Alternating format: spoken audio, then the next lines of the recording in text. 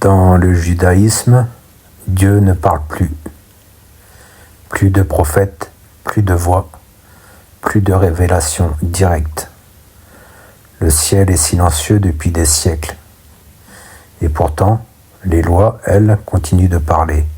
Beaucoup. Trop, peut-être. Tout repose sur une idée simple. Dieu a parlé une fois et tout le reste doit être compris, transmis, appliqué. Alors les hommes ont discuté longtemps, intensément. Ils ont débattu de chaque détail. Ce qu'il faut faire, comment le faire, quand le faire, et qui a le droit de dire ce que Dieu voulait dire. Mais au fil du temps, quelque chose de subtil s'est produit. Le silence de Dieu a été remplacé par les paroles des interprètes. Et ces paroles ne disent pas toutes la même chose.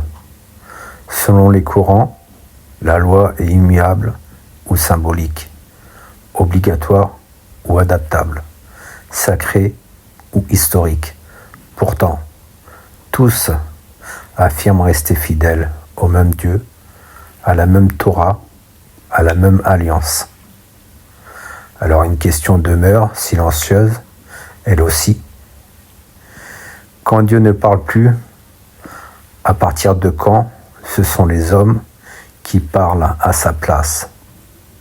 Peut-être que le cœur du judaïsme n'est pas dans la certitude, mais dans cette tension permanente entre un Dieu unique et des lois humaines multiples.